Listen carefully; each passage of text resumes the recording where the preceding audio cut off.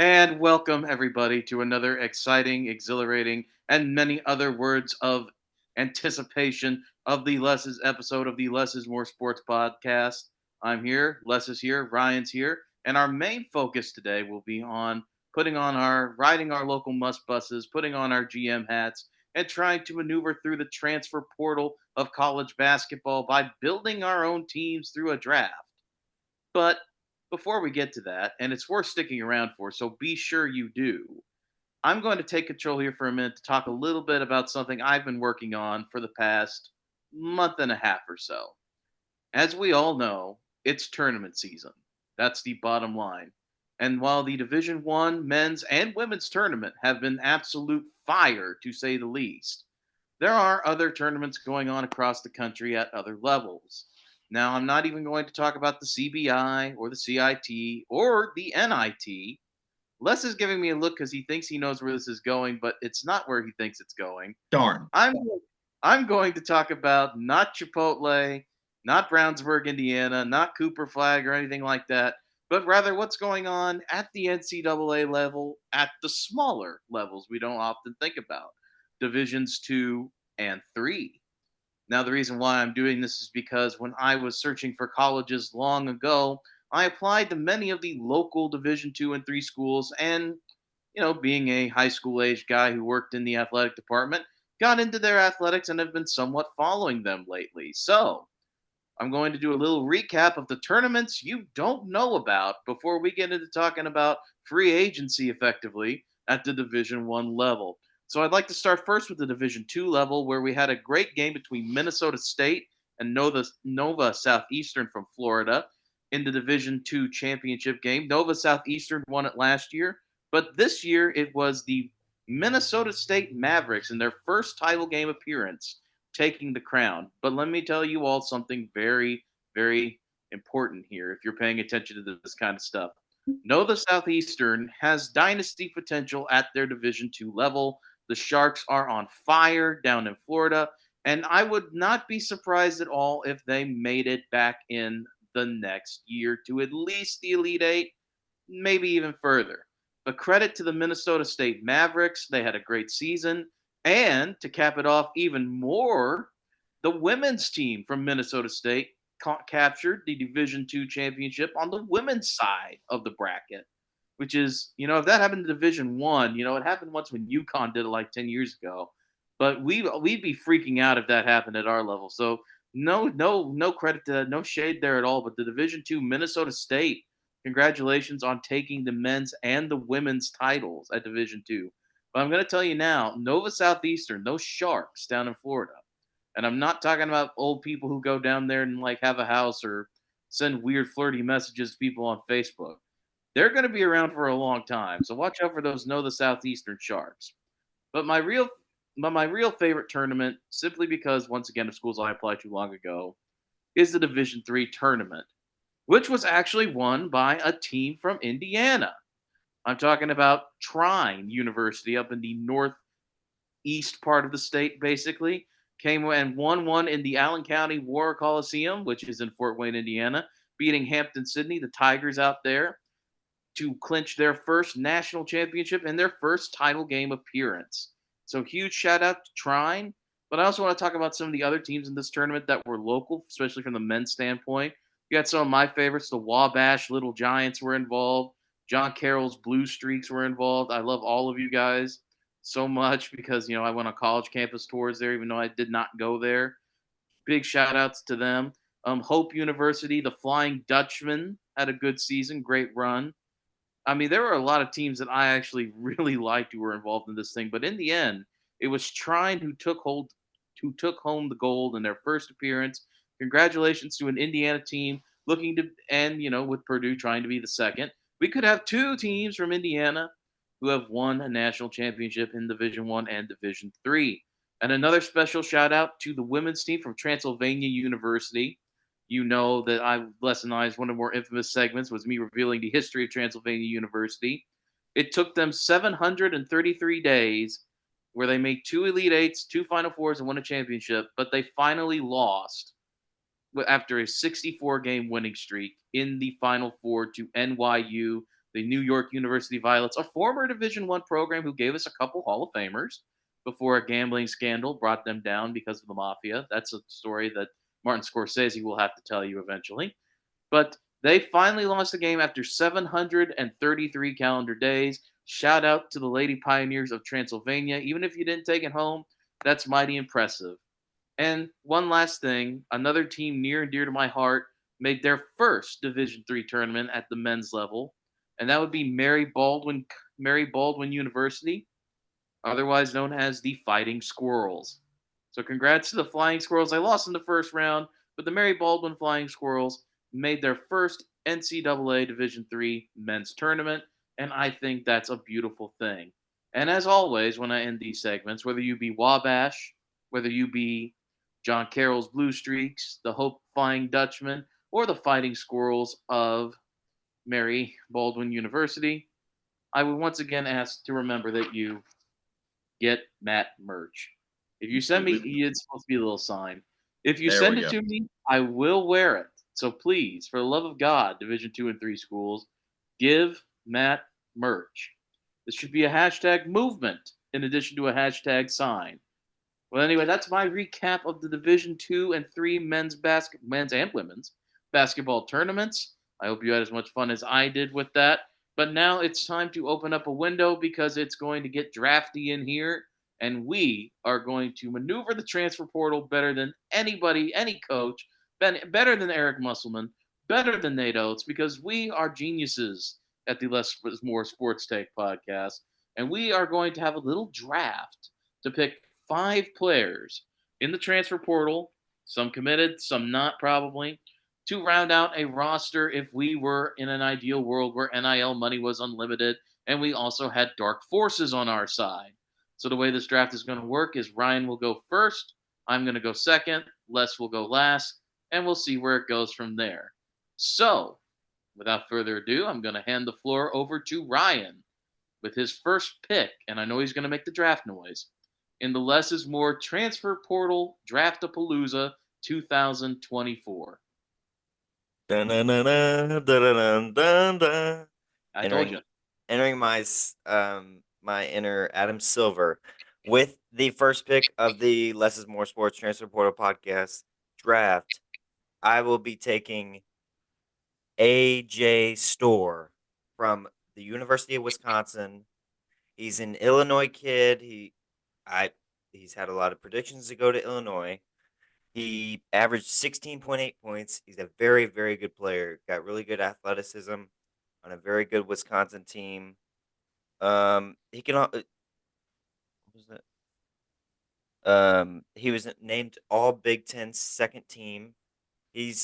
I loved watching him play in the Big Ten tournament. Obviously, they lost first round in the NCAA tournament, but he's a very, very good player, and he's the top of the transfer portal rankings.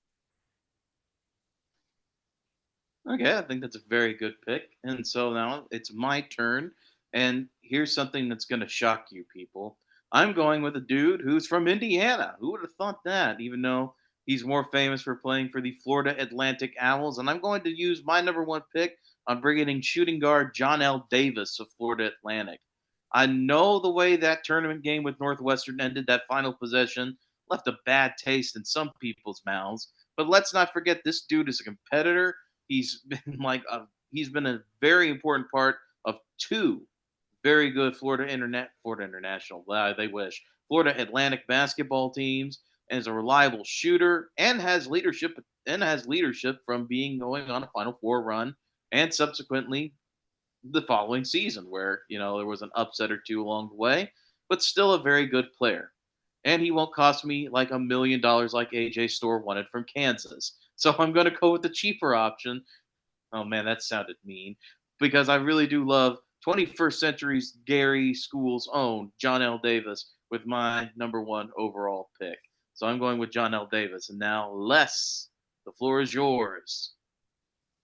First and foremost, I want to thank Matt for buying me a little bit more time to watch the Chipotle Duke Nationals before I get onto my draft board. As you all know, The Chipotle Nationals are going on this weekend, and as the recruiting expert on this show, I almost love the Chipotle Nationals as much as the NCAA Final Four, and that's just my opinion. But whether Montverde decides to hold this off and state their case as one of the best high school teams of all time, the real winner of the Chipotle Nationals this week is Duke basketball, because in the championship matchup we have Paul VI, who has two Duke recruits, tongue twister there, in Darren Harris and Patrick Gongba. But then, of course, you have Montverde, who has the Duke recruit in Cooper Flag. So regardless, these guys were dominant all tournament long and really showcased the future of Duke basketball. And they are the real winners of the Chipotle Nationals. But regardless of all that, I have my complete draft set up here. I got all the information I need. And what's that Lil Wayne verse? All my boys got that heat. I feel like Pat Riley. And of course, with my first overall pick in the transfer portal draft, I'm going to go with, it's a big man world and we're just living in it. I'm going to go with the number one ranked center in the transfer portal, the number one ranked player in the transfer portal, and that is Maxime Renaud out of Stanford. Look, he's 7'1", 235 pounds. He was the Pac-12 most improved player last year. He was first team all Pac-12. Actually, no, I don't believe he's first team all Pac-12, but he was all Pac-12 in 2023, 2024, averaging 15 points and 9 rebounds a game, almost 10 with that 9.6 mark, but also shot 36% from beyond the arc. Whoever gets Renaud is going to be a very happy camper. And that, with my first pick, I'm going to go with Maxime Renaud. I think I'm pronouncing that right. Someone please correct me if I'm not.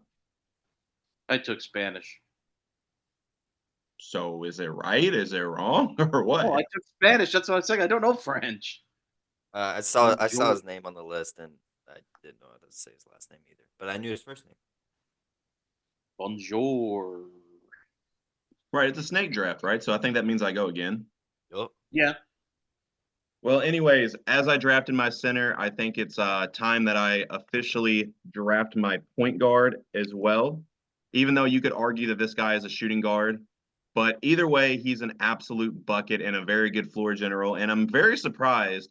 If I didn't think Matt was going to pick John L. Davis, I would have thought this guy would have been Matt's first overall pick. And I'm going to go with the newly Kansas guard Zeke Mayo as my point guard. And look, it's going to be a hell of a backcourt there in Lawrence next year. And I think Kansas could be even better next year than they were this year. Of course, with Zeke Mayo transferring in. And then they got another good recruit I've been able to watch during the Chipotle Nationals called LeBaron Philon, who is an absolute dog. So I am very confident with Zeke Mayo as my second pick in the Less is More Sports transfer portal draft. And now, Matt, I believe it is on to you. The only thing I learned from that is that Les hates Flory Badinga. How could you, Les? Where did I short Flory Badinga? I didn't want no smoke with him. He's a hell of a player. I'm just giving you a hard time. Well, Les, for my second pick, I know it's going to be a really good one. In fact, you might even call it great, because I'm going to literally pick Great Osobor from Utah State. Love this guy's game. I know people, once again, I'm picking dudes who had like kind of uncharismatically bad ends to their NCAA tournament runs. But with 17.7 points and 9 rebounds a game, I don't know if he'll follow Danny Sprinkle to Washington. If he does, that's a great move. But any school would be lucky to have this guy with his 6'8" frame and and good leadership and the ability to, they held their own against Purdue, but Purdue and UConn look like they're on a collision course in the national championship race. So I'm not going to hold that a bad performance against them that much. But I'm going with Greater Sobor from Utah State to be my, I guess, small power forward. I like interchangeable forwards, but I'm going with Great Osobor as my second pick in the transfer portal draft. All right, Ryan. What position are you putting him at? I'm gonna put him at small. I think. Uh, I think I'm gonna surprise some people, so I'm gonna go with small for now. After a little bit of a wait, it is Ryan's turn again, and I forgot to say this on my AJ Store pick. He will be my shooting guard, but with my personal second pick, I'm going point guard. I'm going Malik Mack from Harvard. You heard that right, from Harvard. Listen here, if you go to Harvard academically and you play basketball, you are doing something right in life. He was the Ivy League Freshman of the Year, averaged 17.2 points. I know if Matt watched the game, Indiana played them, and he played he played pretty well. He's a very good scorer, very good playmaker, doing all of this as a freshman. So Malik Mack is my point guard. Yes, I did watch that game because I thought they were going to lose because I fully expected Malik Mack to score like 30 points because that's how good of a player I think he is. And we would be hearing more about him if he didn't get I believe he contracted mononucleosis about halfway through the season just after they played IU. Because I honestly thought Harvard could get into the tournament and make some noise. Obviously, that didn't happen. Yale happened. So, it's really cool, though. I've been very high on Malik Mack. I'll be interested to see where he goes. Like I said, his season got derailed a little bit after that Indiana game, but that guy's a hell of a player. Mhm.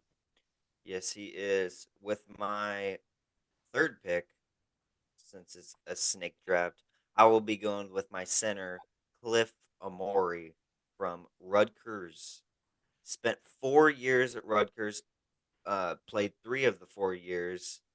Very, very physical, big man, and down in the paint. Always tough to guard in the paint. Once dunked on Zach Edey and made him fall down, which is crazy. Averaged 10.4 points and 6.3 rebounds, and I think whoever is getting him is getting a very skilled and physical and veteran of a player in Cliff Amori. Okay, so for my other forward, I'm going to go with another forward here. I'm going to try to make a more fun, stretchy lineup. I'm going to go with Danny Wolf out of Yale. Speaking of Yale, the Ivy League, Ryan wanted him, I see. Danny Wolf from Yale. I absolutely love this guy's game. I had the privilege of watching the Ivy League championship game where they had that furious comeback against the Brown Bears. And I mean, I just love everything about this guy. He's only a sophomore. He's got plenty of eligibility left. He's 7 foot, but plays forward, incredibly long, incredibly lanky. Only averaged 14 points and about 10 rebounds a game last season. But I think that's going to change considerably going forward. I absolutely love this kid's game. And I just know he's going to go to UConn or something and make me hate him.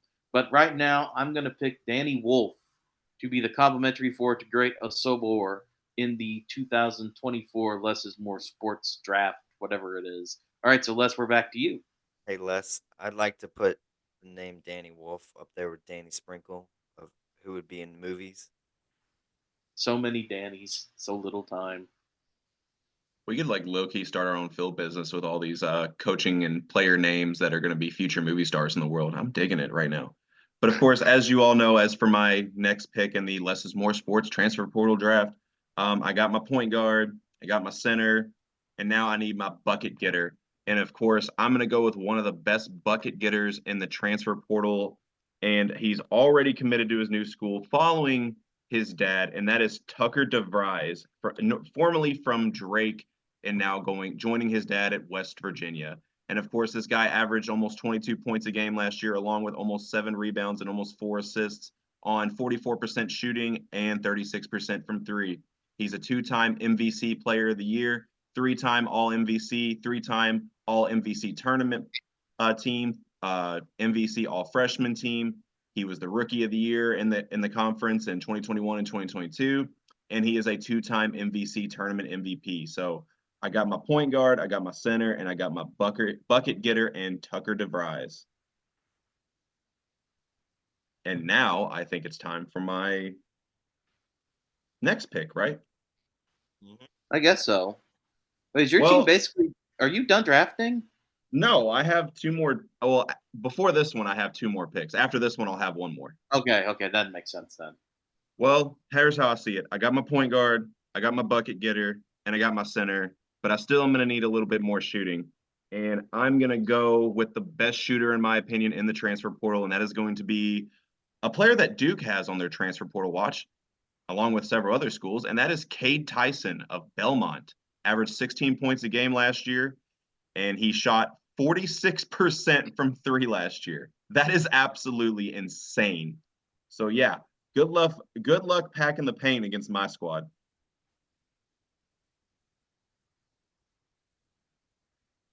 So while Les writes that down, I'm going to go ahead and get my point guard off the board. It's not often it's only in the transfer portal era you're put in the position of rooting for a guy from a team you absolutely like, usually hate, to maybe come to your squad and it helps make a difference. But when the dude is from Indianapolis and you root for Indiana, you've got to make a shot at it, even if he goes to, and here we go, Iowa. So with so with that, I'm going to take Tony Perkins as my point guard from the Iowa Hawkeyes. People talk about Big Ten offense as much as they want, but this guy is a leader. Averaged 14 points and 4 rebounds a game last year in the Big Ten. Something weird is happening at Iowa because all of these guys are leaving. I wonder if this is probably approaching the end for Fran McCaffrey. But for the time being, Tony Perkins, I love the guy's defense. I love his tenacity, and I love his leadership in addition to what he provides on the court. So I'm going to go with the big 6'4 senior guard from Indianapolis, Indiana, Tony Perkins, as my point guard. That will make it my pick and my last two picks. I already went my point guard, I went my shooting guard, and I went my center. It is time for my small forward, and I will be going with Andrei Stojakovic. Most people know his dad, Peja Stojakovic. He can shoot like his dad. He can also make plays by driving in. I saw one play where he absolutely dunked on two people, which is crazy. He only averaged 7.8 points, but I see very very good potential in him. On the clips that I saw, he he looked like he was one of the one of the best players. uh, Obviously, one of the best probably players on Stanford, but he looks like he has a really really high ceiling, and so I will be going with Andrei Stojakovic as my small forward. And for my last pick, that leaves my power forward. Was gonna go Danny Wolf. It's okay. It's okay. Y'all took him. But I will be going with um one of my favorite team's player transferring, Brandon Huntley Hatfield from Louisville. He's listed as a center on 247 Sports, but he's more like 6'8", 6'9". I think he's more of like a power forward built. But it seemed like he was the only player that would show up for Louisville on game days. He'd grab 10 rebounds, he scored double-digit points, he averaged 12.9 points a game and 8.4 rebounds. Um, he he was really one of the small bright spots on this Louisville team. Obviously, they're they're looking to get better, and they have to bring in more transfer portal players because we got nobody on our team coming back, which is disappointing and depressing. But um, but yeah, I'm going with Brandon Huntley Hatfield. I think wherever he goes, the team will be happy to have him with his efforts. I guess now that it's my pick, the right thing to do would be to pick a center.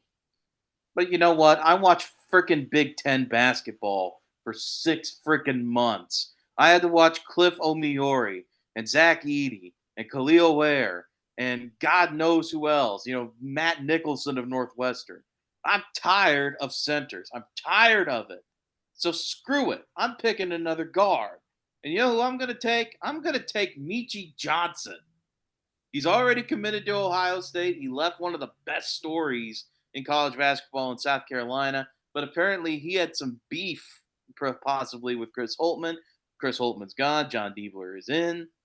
So why not go back? Who says you can't go home? And Michi Johnson is going home. The guy from Cleveland, another 6'2 guard, 14 points. Wow. I like guys who score 14 points and have about 5 rebounds a game. I don't know why. I like that consistency. But you know what? I want to have some fun. I want 3 guards and 2 forwards. I'm tired of archaic basketball. I've had to watch that enough. So give me Michi Johnson. Give me that guy to round out my starting lineup. I love his tenacity. I love his willingness to take big shots. I'm going with Michi Johnson because I am not if I have to watch Big Ten basketball, I'm not going to be forced to play it. All right, Les, you're up, baby. Let's finish this draft. Did you just call me baby? I don't know how I feel Yeah. about it. I don't know how I feel about it. I'm Hey, not yo, mad, not really mad about it. Just kind of like in question. But you know what? I'm here for it. And I'm sorry, Matt, I am not following your trend of non-archaic basketball because I have the most traditional lineup in sports and basketball probably ever. Maybe a little bit versatility with the players I did pick, but I'm going to go with a little bit of a wild card for my last pick in the Less is More Sports Transfer Portal draft. And this is a guy that not only I was very high on in the recruiting cycle, but was also a top 10 recruit. He didn't play a lot his first season at Iowa State, but the talent is absolutely there. He's got good size, both height wise and strength wise. He's a good athlete, very versatile player, very Swiss Army knife, and I think he's going to fit in very well with the lineup I have, and that is Omaha Ballou, the transfer out of Iowa State. Are you looking up any? My picks. What? I said that wraps up my picks. Oh, That's hey, the we end of the got draft. Me too. We've got some time. Do you guys want to draft a 6-man real quick? I had a different idea, but we can draft a 6-man. We could probably do both. Let's do a 6-man draft real quick. Let's add Well, I in a guess 6-man, and let's then we'll add in go a from there. 6-man. Yeah, Now- and then we'll go. But I guess since it's a snake draft, technically it's the same order, so then I go. Yeah, you can go ahead, Les. You know what? Screw it. I'm going to go Bronny James. I know he's technically entered the NBA draft as a potential two-way player, but he's also left the option up to potentially return to college and enter the transfer portal. So I'm going to show LeBron's kid some love because apparently nobody else is, and I'm going Bronny James with my 6-man. Great defender, really good shooter, and let's actually see what he can do with a full season where his heart didn't stop. Yeah, that's really scary. Yeah. For my 6-man, I'm gonna get somebody to come off the bench for me. I'm gonna go with a combo guard. I think another dude who I'm not promise I'm not doing this on purpose. Another guy Indiana's kind of sniffing around. Give me Miles Rice from Washington State. Another really big, another 6'2" guy, but he averages 14 points a game. Loved Utah, loved Washington State going into the tournament. They just had a bad matchup, even though they almost pulled it off against Iowa State. 14.8 points, 3 rebounds a game, 6'3" freshman. Love him in the transfer portal. I think he's going to become an even bigger shooter wherever he goes. So for my 6-man, I'm going to take Miles Rice from Washington State. With my 6-man, I will be taking Terrence Edwards Jr. from James Madison, Sun Belt Player of the Year, already committed to Louisville, one of our 3 players on our team this year. Averaged 17.2 points a game and shot 42% of the field. I love his game. I love the way he scores, playmaking ability. He's 6'6", so he's a small forward, but I think he could be very, very good in Louisville, hopefully, and have a very high ceiling of a player in Terrence Edwards Jr. All right, so that brings an official end to our 2024 Less is More Transfer Portal Draftapalooza. And now, Les, you had something you wanted to bring up, so let's switch it over to you, see what you're going to bring to the table to help us round out this episode. Well, yeah, because we finished with this draft a lot sooner than I expected. I think it's time. I think we're showing off our improvisation skills or improvising skills, whatever is the correct terminology there. And, there is the Final Four this weekend for both the men's and the women's college hoops. So we can spend the last 8 minutes of this podcast just talking about our thoughts on that before we get to and also, yes, hashtag get Matt merch going on here. And we can just talk a little bit about that before the remainder of the show. And of course, as always, following the college basketball seasons, we do a season recap episode. So we'll definitely have more to say after that. But we'll start with the women's side. We got Iowa and South Carolina playing for the national championship at 3 p.m. on Sunday. Who do y'all have in that matchup? Matt, I'll start with you. Who? I said, Matt, I'll start with you. Okay.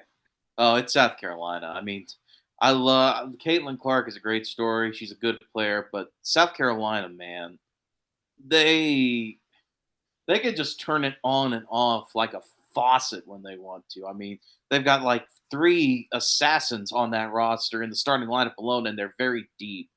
Gardasso is one hell of a player. Craven Clark is a hell of a player. I mean, I watched him play Indiana, and even though they blew a 22-point lead, it was like what we talked about with Arizona. They just kind of got bored. And then when they turned it on, it was over.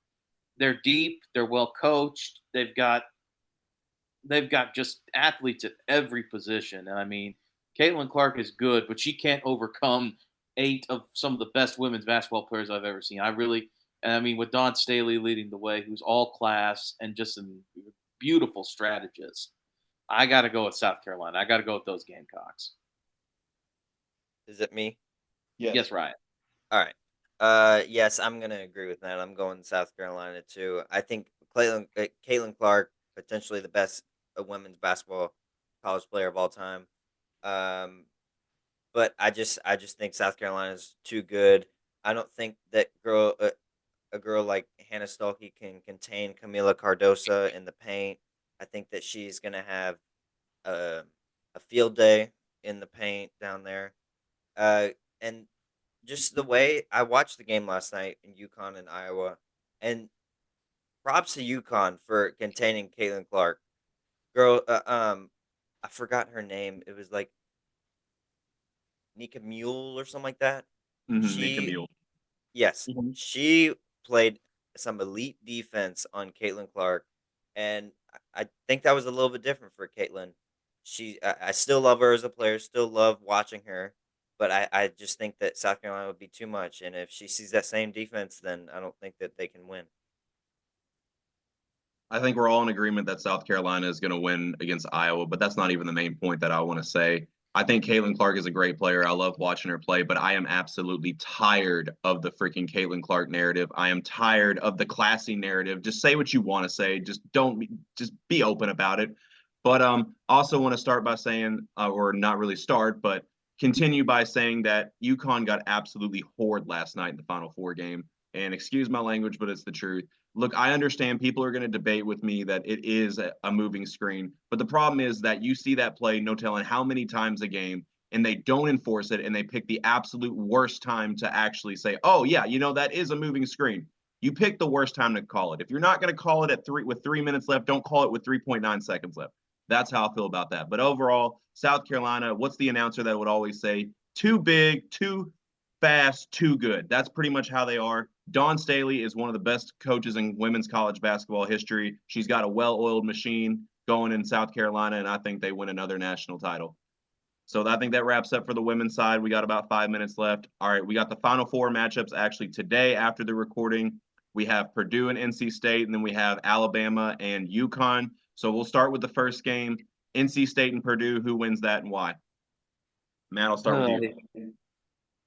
Hate to say it, but it's Purdue.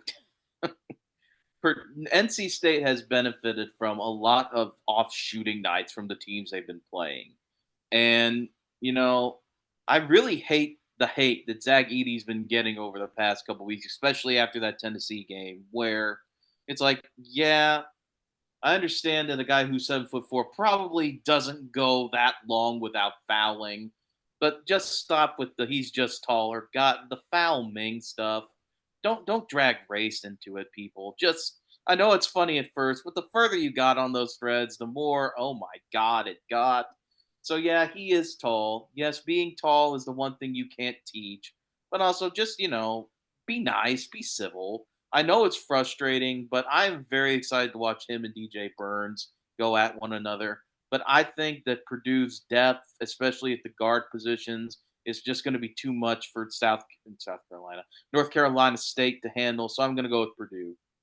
Ryan, real quick. I'm gonna go quick with mine because we only have 3 minutes left. But someone tried to argue with me and saying that DJ Burns would destroy Zach Edey, and I do not think that's the case. Zach Edey is gonna have his way. Too many moves. DJ Burns has been a good player in March Madness, but I will be going with Purdue again. If you don't know, Zach Edey and DJ Burns are almost like the same weight. You don't see it doesn't look like that, but Zach Edey's 300 pounds. What makes him big is he's 7'4". But yeah, I think that Purdue's guards would be too much for NC State, and I think that Zach Edey will have his way, and they will be advancing to the national championship. See, I kind of disagree with the Purdue guards being too much for NC State because that's actually the area that I think NC State, if they do pull the upset, that how it's going to be done. We know DJ Burns and Zach Edey is going to be a hell of a big man matchup, but my biggest question mark going into that game is how Fletcher Loyer and Braden Smith are going to be able to handle the pressure from Kevin Keatts. So if they can handle it, Purdue will win pretty convincingly. But if they can't, NC State might be continuing their Cinderella run. And I also want to say one of the dumbest tweets that I saw going in last week is that somebody actually tried to say that Zach Edey might be the most hated player in college sports history. Look, I'm a Duke fan. I can give you several players that will debunk that. For what?